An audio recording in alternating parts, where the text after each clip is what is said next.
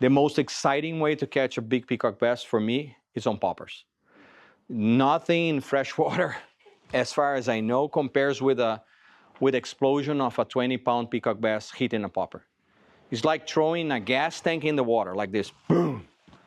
It's massive. It's massive. G'day and welcome to another instalment of the Flyfishers podcast. Since 1967, we've been spreading the bug of fly fishing at our Melbourne fly shop. Join us as we celebrate the fun of fly fishing and chat with characters that enjoy it as much as we do. Whether you're just starting out or have some experience, we hope our ego-free commentary helps demystify fly fishing and inspires you to visit new places and try new techniques.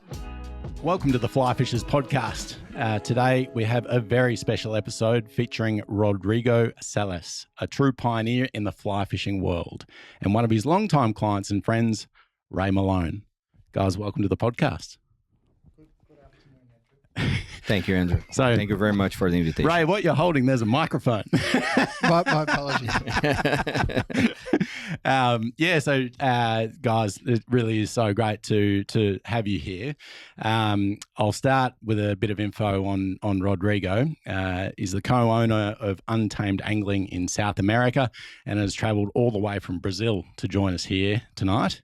Rodrigo isn't just a fly fisher, he's a pioneer.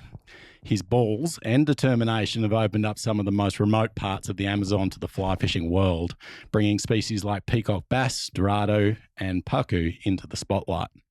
Without Rodrigo, these incredible fisheries would likely remain undiscovered. World-class operations such as Kenjam Lodge, Pirarucu, Rio Marie, and Zingu Lodge are places you've probably seen featured in the Rise Fly Fishing Film Festival or on YouTube.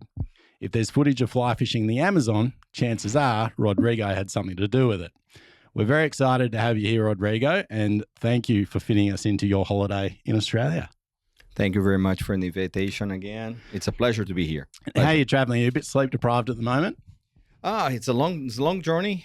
We're doing a long journey. It's my off season, so Ray invited us, good friend that we met in the jungle, and I have made long-time friends in the jungle, and Ray, it's my Aussie mate. Yeah. It's my Aussie mate, and invited me to come and enjoy a little bit of this incredible country here. Yeah, and it's really thanks to Ray that we've got you here, I guess, because Ray has been a customer and friend of ours for some time, and we always enjoy his visits and stories from these adventures that he's doing with you, and we're just so grateful to you, Ray, for, I guess, putting the idea into Rodrigo's head to maybe come to Australia and spend a bit of time with us.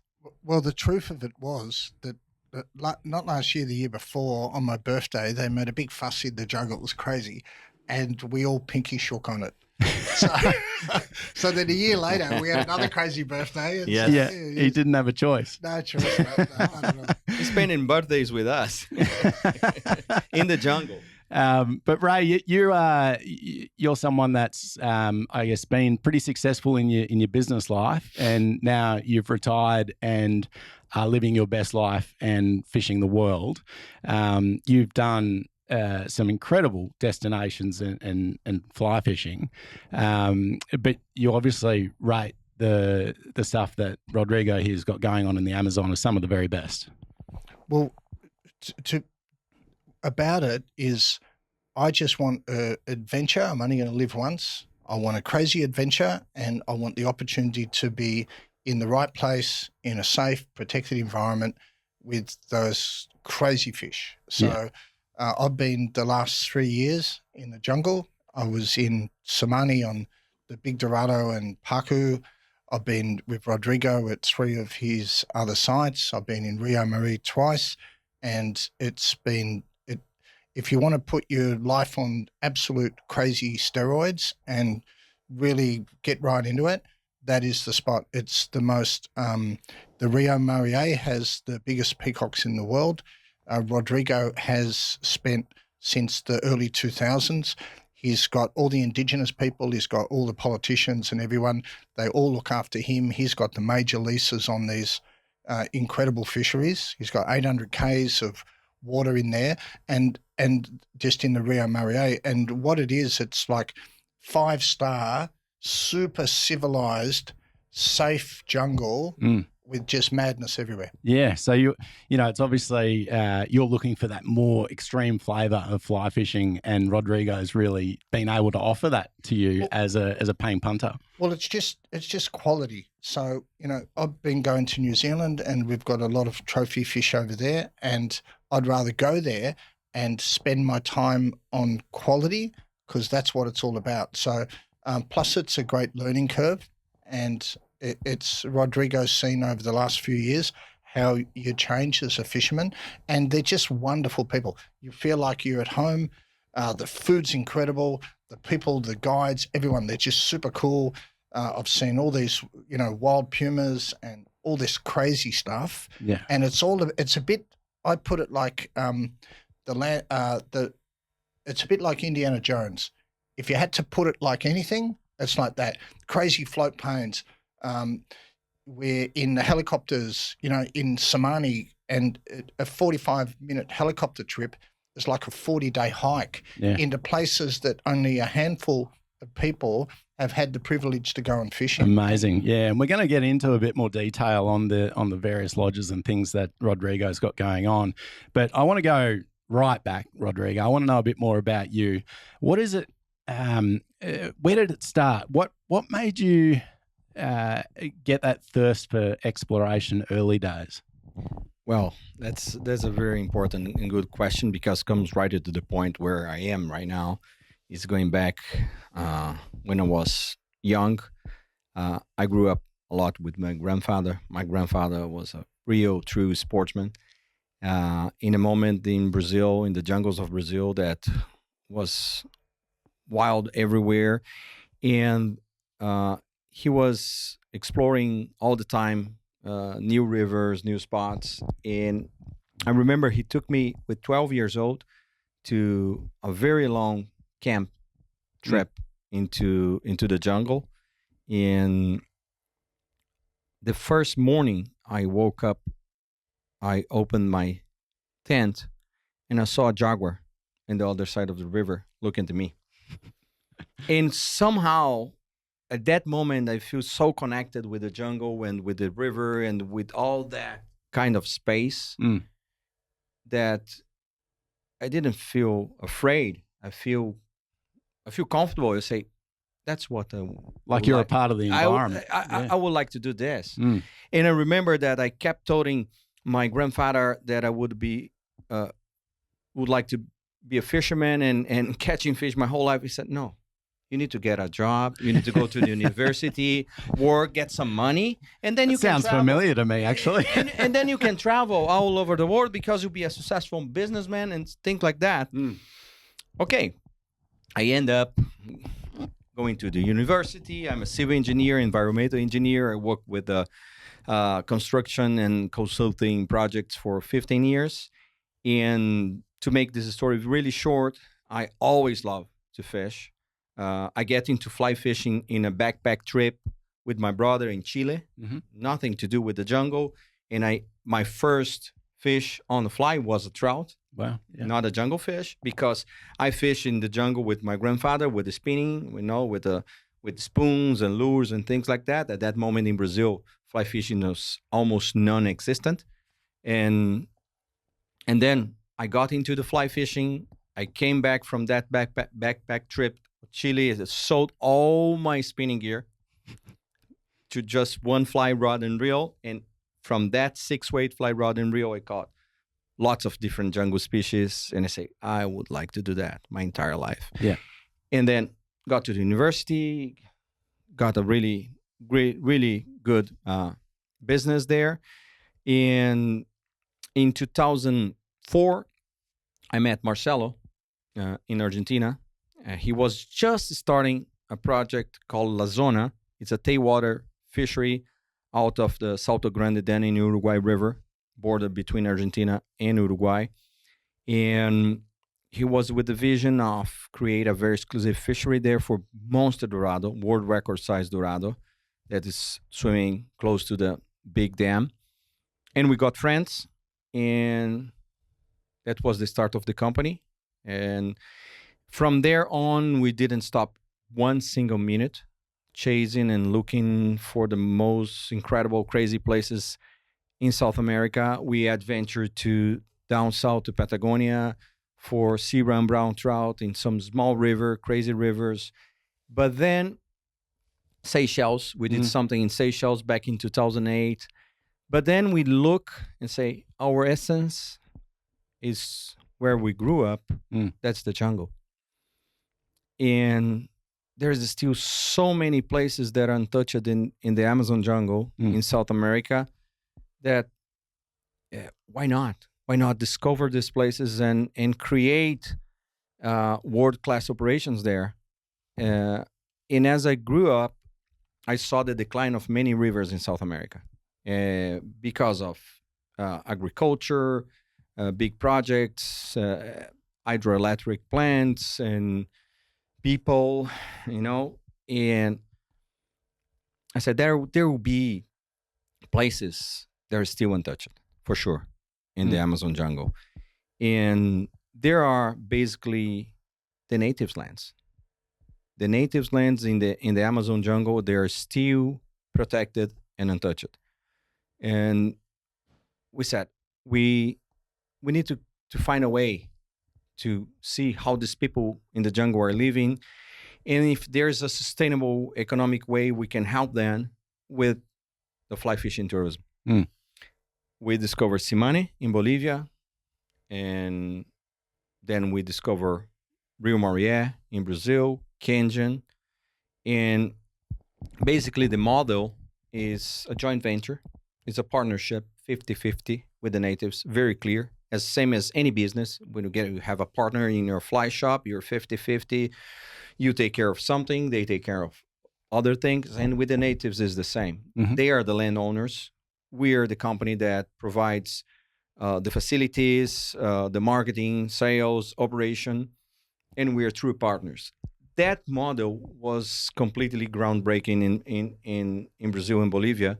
And even the politicians, they said, we don't have a law for that. We don't have a regulation to allow a private company make a joint venture and associate with the natives associations, and then they need to create a law for that. Yeah, because the natives want that, because they saw that was a potential for them to have a better quality of life, keeping those places pristine, protected through and their culture alive. Long-term fly fishing projects. There were few people every season, keeping small, different than other kinds of tourism. For example, lots of NGOs try to help the natives to create their ecotourism programs, but then again, it's a lot of people entering their areas, and the ecological footprint of that it's big.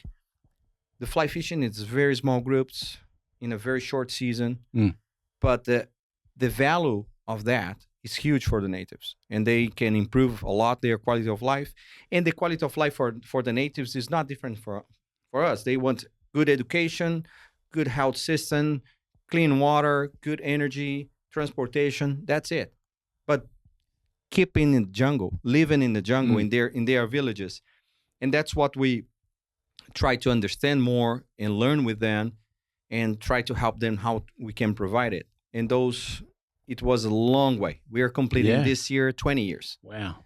We hosted our very first international client in February 2005. Okay. So we're just completed 20 years.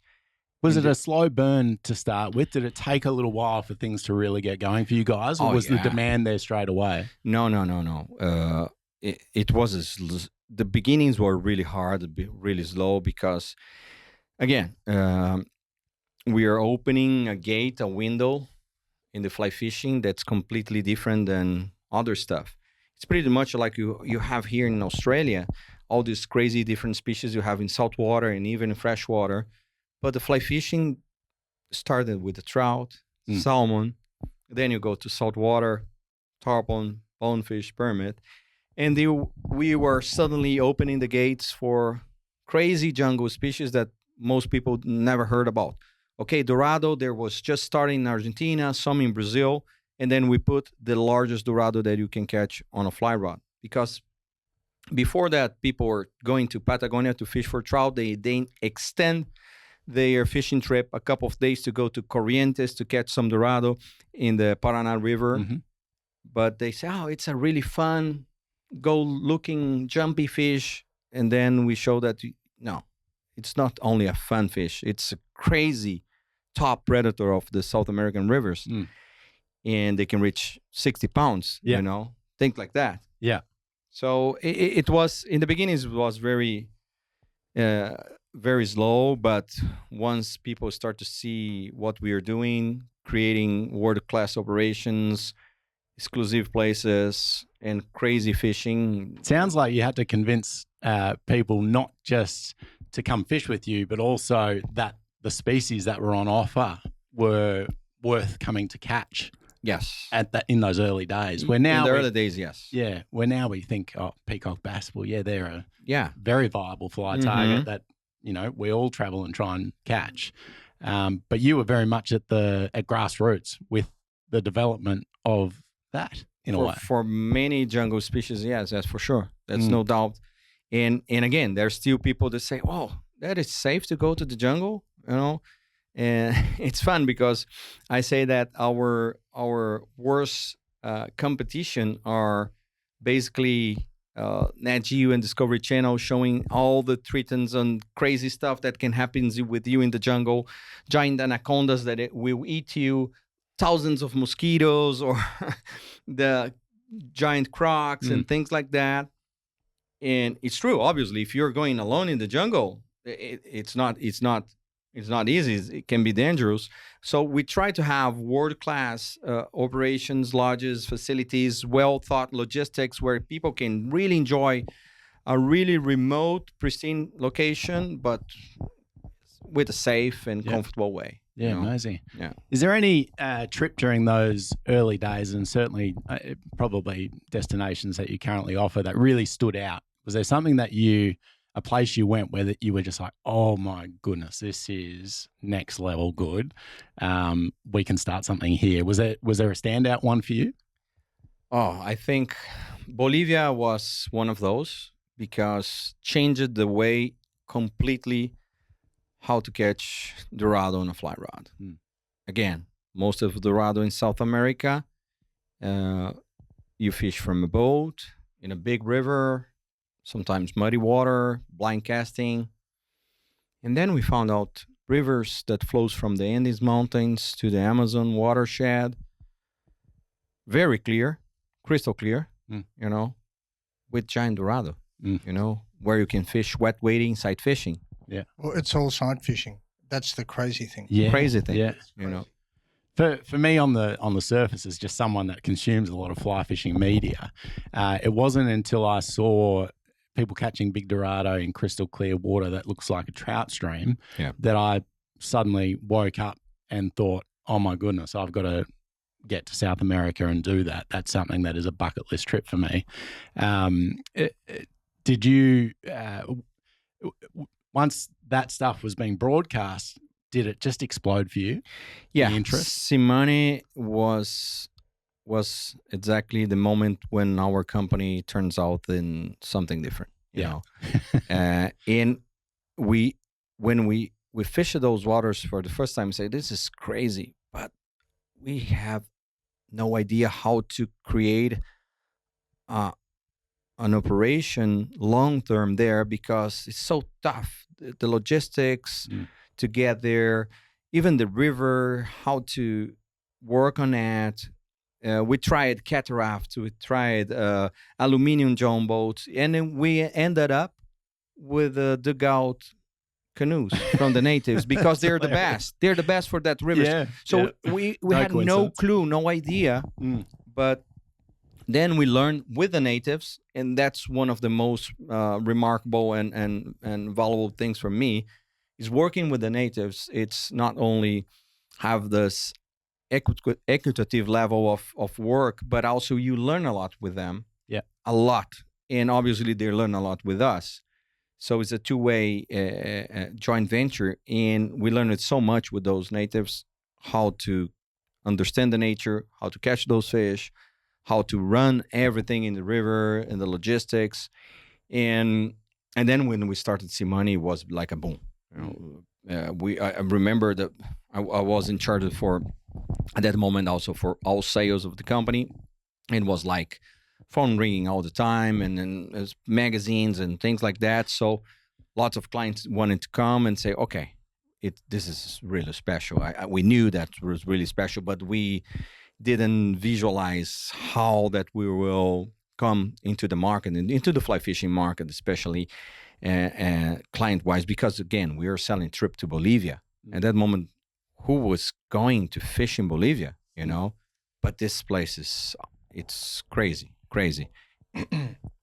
It's so crazy that I was there, and the team from National Geographic were there documenting everything.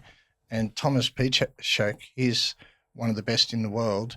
And he said at the end of the week when I was there that it's the most pristine place that he's ever been to anywhere in the world. And he's in the poles, he's always down Elephant Island, these crazy places, Galapagos and everything. And he said it was just the most absolutely pristine, crazy place where he'd go snorkeling in a pool and there'd be huge Dorado, like monsters, and then crazy big Maturo, and then you get a tapir will come in, and he's got this photos in his last National Geographic of the tapir's head out of the water with the little hairs, and then there's a little bird above these hairs, and there's insects buzzing around in the hairs. And one of the photos, the bird's got it in its mouth. The place is a crazy place. Yeah. Do you remember when your first trip over there was, Ray? My first trip was 4 years ago now, I think. Yeah. And it was into Samani. Yeah. So I found it. Had you seen some of that footage? Was that what grabbed you to get you there to start with? Do you remember what it was that precipitated a trip? No, the main thing that got me there is that I started an Instagram account so I could check out people's catch rates and sizes and the terrain and all those things.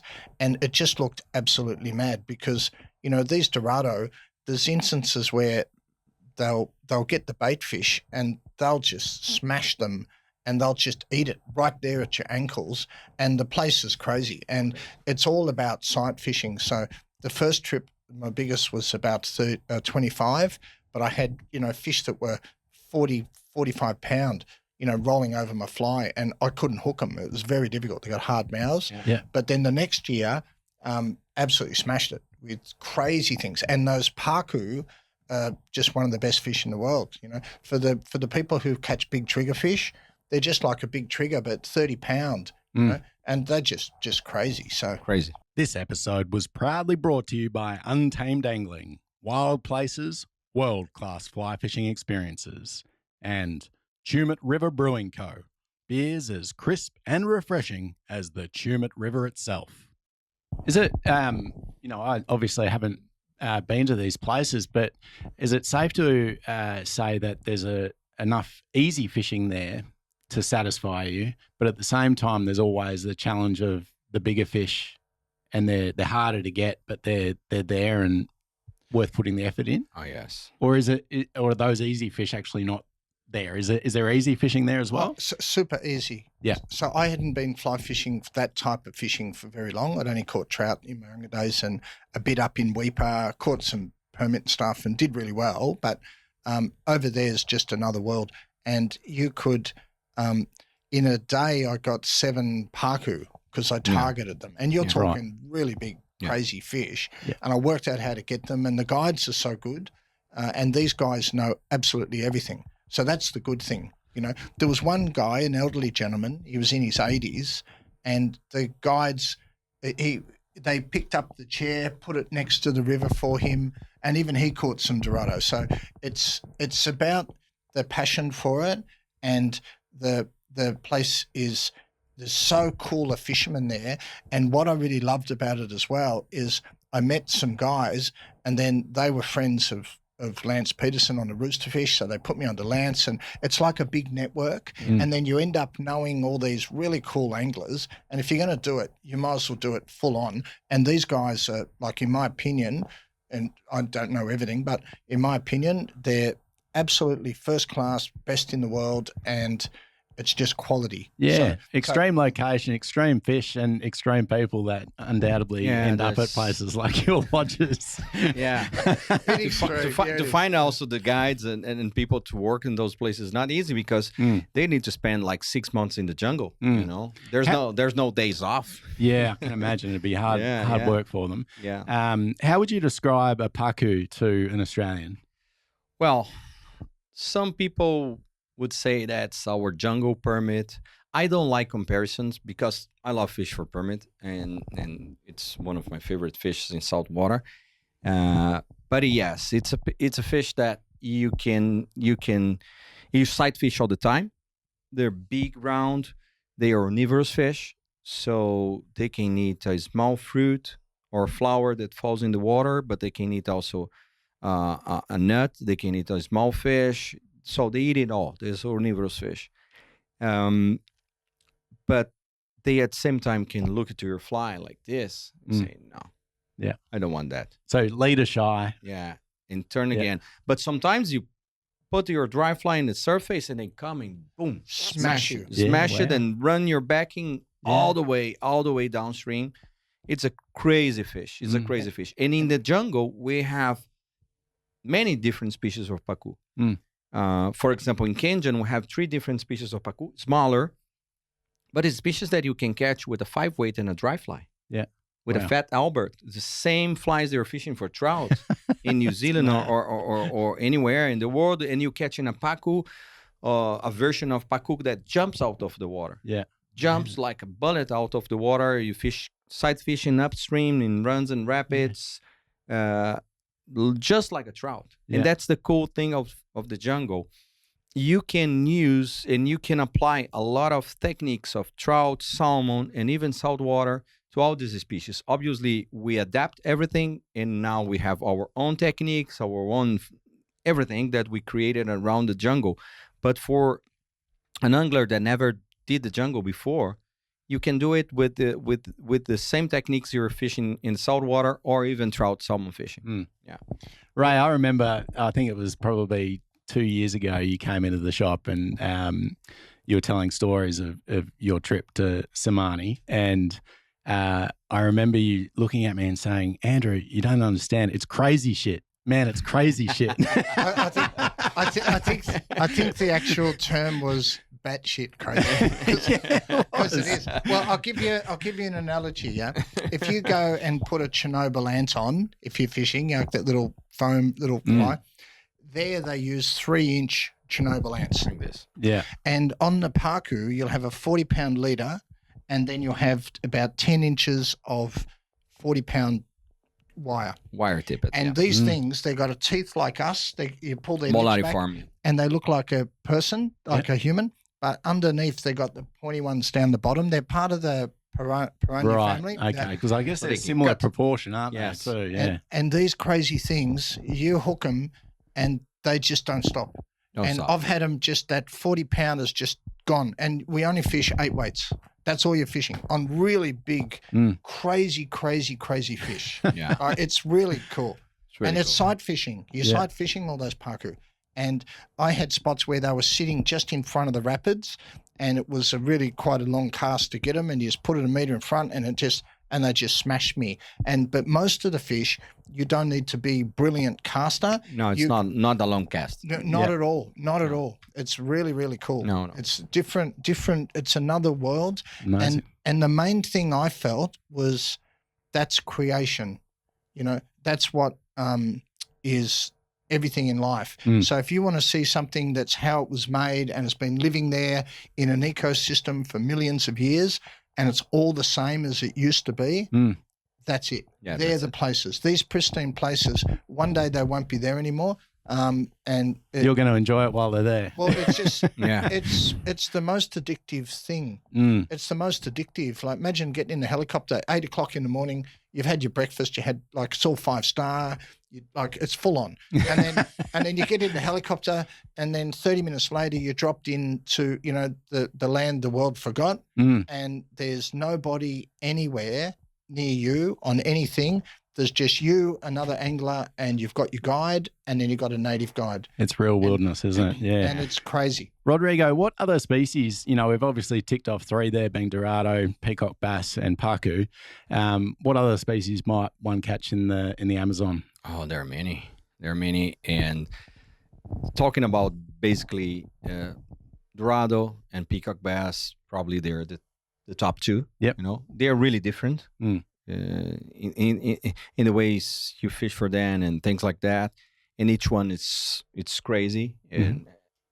But there are many others, and I reckon that you can go from a very shy species of pacu that you catch with dry flies. They can look into your fly and refuse your fly like an old brown trout. It's just like that. They look and say no, and then you need to match their hatch in the jungle for a pacu species. Then you have matrincha, that for me it's our jungle trout, because also they are super shy, and they live just like a trout, eating insects, nymphs, and things like that. And you're trout fishing in the jungle, basically the same. But they go harder. Oh yeah, Right. no, they 20 jump a times lot. harder. Yeah. No, Good. they jump a Yeah. lot. They take your backing straight away in a 5-6 weight rod.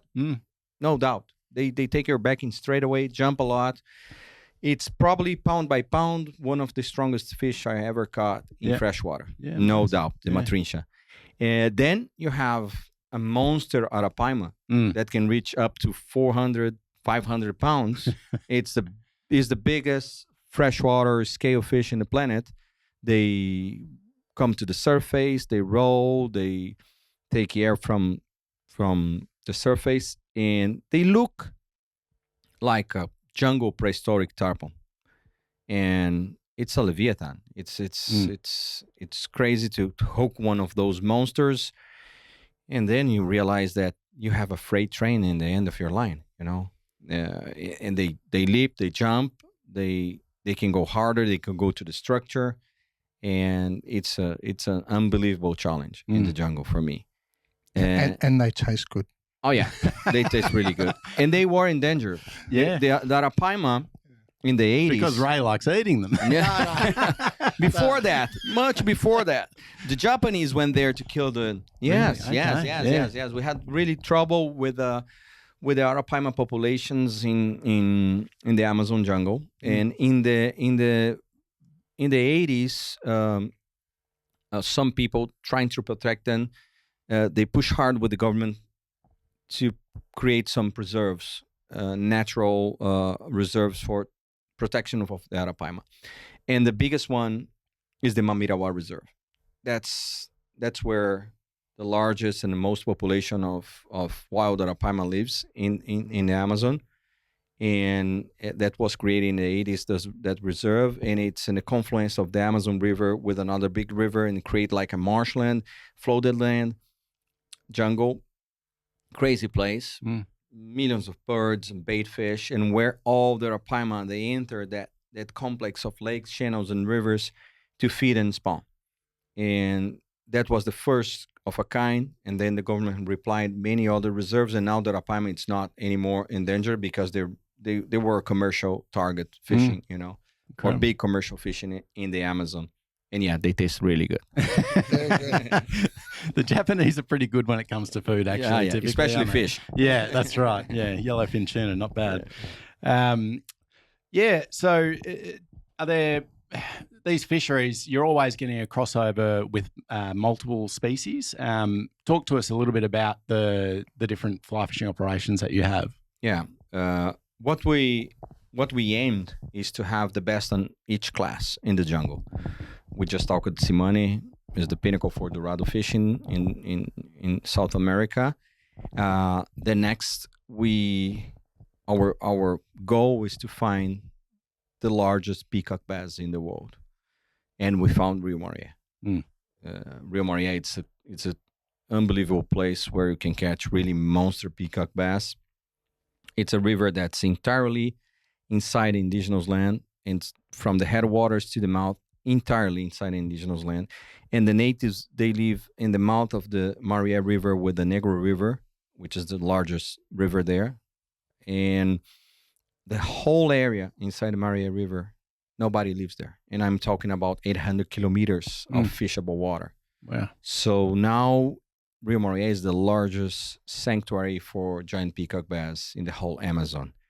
And for me personally, that's one of the most crazy places in the world, because peacock bass for us in South America, it's one of the most emblematic sport fish, you know. And if you have a place that you can catch consistently 20 plus pound peacock bass, it's off the records. Other places you catch 20 plus pound in the season, it's wow. It's a monster. It's the fish of the season. And then we found a place that you can catch many in the week. Wow. So well, I got 4 and in a week. Yeah. In there over 20. Oh, wow. That was that's fantastic. And we got a double that was the monsters, isn't double 22, 23 pounders. In Rio Moriá, we established and I think we put the bar higher in terms of fly fishing for peacock bass. And then we need to develop new ways to catch them, new techniques, because it's not your average size peacock bass. They can explode the fly line. They break everything. Rods, they smash everything. Smash everything. Smash everything. And it's probably is the biggest challenge we have in the jungle in terms of fly fishing, because you can go prepared, but you always surprise it. It's if there's one fish in the jungle that I'm not comfortable that I will land it, and I have many years in the jungle, is a big peacock bass. Yeah, because they can ruin your life. They're the king out there. They can smash you, smash you, and you don't not even know what happened. You know, so they're pretty special. And then we have 800 kilometers of fishable water there where we can target them. And peacock bass is not a migratory fish. It's a territorial fish. So the way you run all the fishery, it's really important. And resting and letting this fish rest for weeks, it's really important. That's why we, instead of building a land-based lodge, we decided to build a floating lodge, a mothership that can navigate all over these 800 kilometers, and we access with a float plane. So every day you are fishing in a new area, and every week we are fishing in a new zone of the river. So it's pretty diverse. And with that, we can really have a consistent trophy peacock bass fishing all over the season. It's time for a short break to talk about the legends who bring this podcast to life. Our committed team at the Flyfisher prepare, record, and edit in-house in South Melbourne. We put huge effort in for you listeners. We hope that means when it comes time to make a fly fishing purchase, you consider us. With your loyalty, we can keep producing these podcasts and bringing you the world's best fly fishing gear. So shop smart and support the fly shop that supports you. I'm hearing a bit of a common theme here. It's been something that I've thought long and hard about, but fly fishing operations and travel operations, they really need to toe that fine line, don't they? Because there's the sustainability of business, and then there's the sustainability of the fishery, of the environment, and the two Totally. are intertwined. You know, Totally. You can look only to the business side. Sorry. And let's put more anglers here, or let's scale this operation, and blah blah blah. But then the fishing starts to. It does. It does. Every time. I haven't seen that many times all over the world. And what we try to do is keep it small, keep it protected, keep it exclusive. You know, it's like Rio Moriá. It's 800 kilometers of water, fishable water, that we fish 20 weeks of the season only.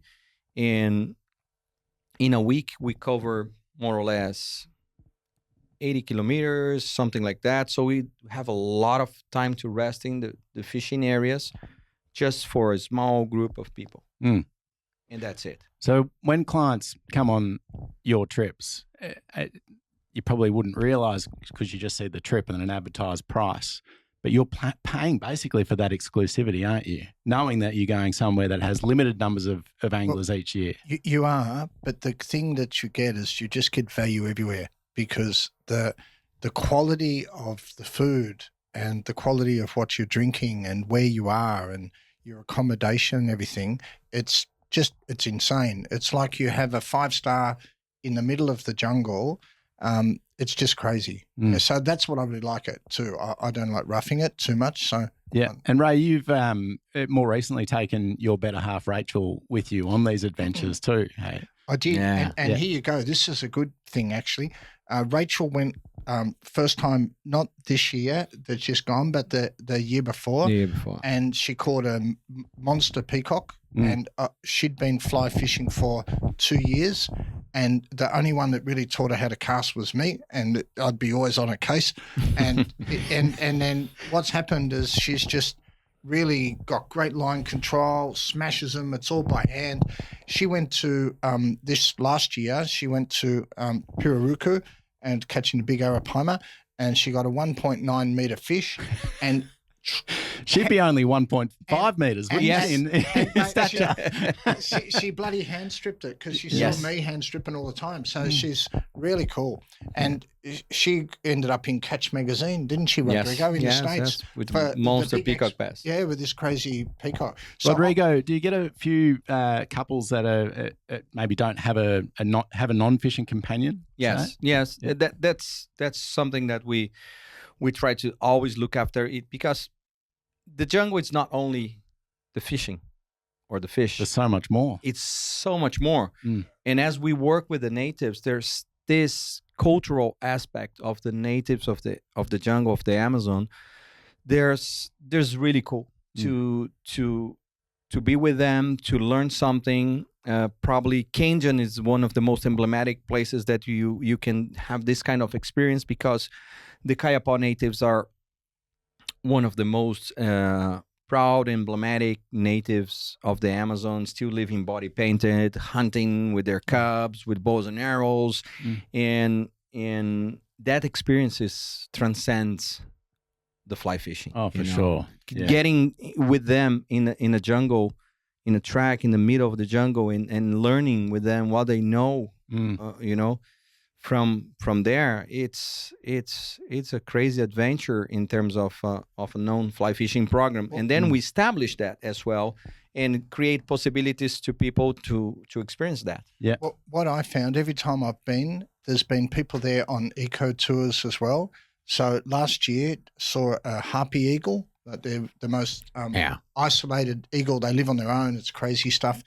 We were in one spot, and there was a bit of a hill on the other side, and these 3 little giant otters had worked their way down to the water. And then the 2 parents come down, and then in between, like that's say 40 meters away, in between, a freshwater dolphin, not the pink ones, but one of the grey ones, has just come up like that. And then so I've got these, crazy giant otters, and then I've got a Dolphin. bloody dolphin there, So it is really seriously nuts. If you're into eco, at Kenjam, it's very civilized because there's no mosquitoes hardly. There's hardly any sandflies. I don't think sandflies exist, actually. No. It's the civilized jungle. And then when you're in Rio Marie, because it's got all the tannin and it's the pH is acidic, the insects hate it. No. So you're not getting smashed with insects. No. So it's really, really cool. You get some like Eilica bees and stuff, and they're a bit annoying, but nothing's biting you. It's not terrorizing you. It's fantastic. Okay. Rodrigo, for us in Australia, we're going through a bit of a cost of living crisis at the moment, and travel has really gone through the roof, especially same in South America. Yeah, same everywhere. Yeah. Is there a price range that you guys offer in terms of different packages, like some destinations that are maybe a little bit more affordable than others? Yes. We always try to balance that. In obviously, it's all related also with experience and also the logistics. Having a full-time helicopter in the jungle is not cheap. The same thing. It's flying 3.5 hours with a Grand Caravan float plane and landed right by the side of the mothership in the middle of nowhere. It's also not cheap, So it all depends on the logistics where we are, and mostly we're really remote places. And again, it's because these places are so remote, they are so special and so protected and so pristine. But I think sincerely that we are pretty reasonable and fair with the rates we charge for the trips compared with other fly fishing trips around the world. You see. Well, I think it's super cheap. Yeah. In reality, it's actually cheap. So on the Rio Marie, it was about 8,500-9,000 US, and it's 5-star crazy. Obviously, you got to get there, and there might be some other little costs here and there, but it was fantastic. In Samani, they've got 2 helicopters servicing that area, and that's more expensive. But for what you have, it's not expensive at all. You know, so you know, for what you're saying, right? I guess even if it is only that once in a lifetime trip, still do it. You know, if you do it once every 2 years or once every 10 years, but what'll happen? It's better than not going Andrew, at all. Andrew, I believe is once you go there, you're going to keep going there because I spent probably 6 weeks in the jungle last year. You know, it's just so crazy addictive. Unreal.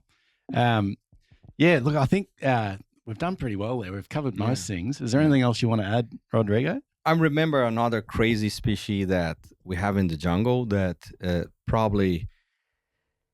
I mentioned that the jungle we have the big four. Like in Africa, the hunting, they talk about the big four in Africa and hunting, and the fly fishing in the jungle we have the big four. That's basically the peacock bass, the dorado, the arapaima, and the last one that complete this big four list is the payara, the vampire fish. This is a crazy species. They have these 2 giant fangs. They live in deep pools of the Amazon rivers, and it's one of the most amazing sport fish you can catch on a fly rod. And again, we started from scratch. There's no people doing that before, and techniques and flies and how to catch them. And it's pretty much one of the most cool things that passionated me more in the jungle is to open those gates. Because in fly fishing, you read a lot about trout and salmon and saltwater, but in the jungle, you need to do by yourself, and you need to create your techniques. You need to learn with the natives and adapt a lot of things. And the newest one for us is the payara. That we are understanding how to fish for them, how to catch them on the fly, their behavior. They live in deep pools, but suddenly they come to the surface, smashing bait fish on top, and you catch them on poppers. Crazy looking fish, jumps a lot, fights a lot, so hard. That's why we open an exclusive operation just for the payara in the Xingu River. That's the Xingu Lodge. That's our newest operation in Brazil. And I think this is a fish that still have lots of people interest, but say, wow, this is weird looking, this vampire fish. They are crazy, weird looking, aren't they? But they are so good to catch on the fly rod, and there will be much more coming. Yeah, right. So, for you, it doesn't stop. You're tapping into new fisheries more and more. And I guess now you've got a bit of respect by the Indigenous communities as much as you do the angling fraternity that are booking these trips. So they trust you. And I have no doubt that whatever you touch will be a success because your track record speaks for itself. Thank you.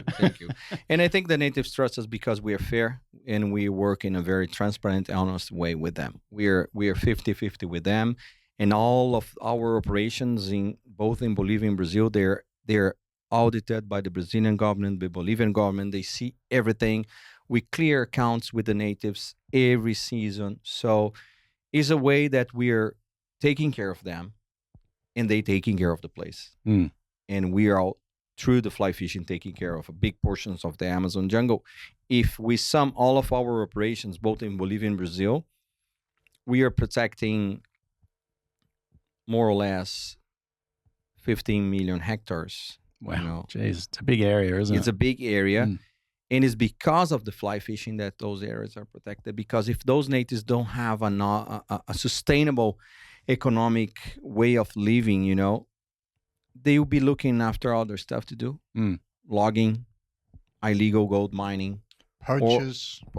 Commercial fishing, So it's through the fly fishing that those places are protected. And that's a part of our business that for me, it's one of the most important in terms of legacy. No, and you should be proud of that, mate. I am. Really, you Yeah, know, thank like you. it's an incredible model. That it would be great if it were more widely adopted by other companies too. I think It's true. some of Yes, the and saltwater destinations could really learn from what you guys are. And you can reply that achieved. model with the natives anywhere. Sure. You know? Yeah. But you just need to learn how to work with them, be fair, take care of them, and then you can create some really pristine places that we will keep for the future generations. Mm. What the future generations will see in this planet, I don't know. Mm. But we are trying to help somehow. Yeah. Well, I think you could see, you know, hopefully on camera there, Ray, your passion around just how unbelievable these destinations are. It sounds to me almost too good to be true, but you. Well, you've seen the photos. Yeah. I've seen all the And photos. videos. Only coming in for a cup of tea and banging on about yeah. stuff. But I think the species that you have on offer there are real game fish that everyone ought to experience at least once, you know. And I certainly hope that one day maybe you'll welcome me. We will, my friend, for sure. For sure. We are in the camera. Yeah, I've got you on record now, mate. But look, I really do appreciate you sitting down with us on the podcast. Ray, thank My you again, pleasure. mate. Oh, pleasure. for, Yeah, absolute pleasure. Yeah, putting a headlock around him and bringing him to Australia. No, we've got him here, which is Oh, yeah. Drinking really good wine. Oh, yeah. Fantastic wine. Ray has very good taste. Yeah. Anyway, And doing some crazy fishing as well. and we've of course got you doing a little presentation down on the shop floor in a few minutes. So we're going to hang up on this podcast and head down there for a cold beer. And it'll still be a good beer, Ray, but it probably won't be as good as your red wine, mate. Well, it's actually The only thing that I drink in all those days was wine, so I'm waiting for a beer now. No, it's the Negronis. Oh yeah, Yeah. Like that's next level. I can imagine. Yeah, look, really, thank you guys again. No, thanks you for the opportunity to be here. And to all the listeners of the Flyfishers podcast, we hope you've enjoyed this episode. Cheers.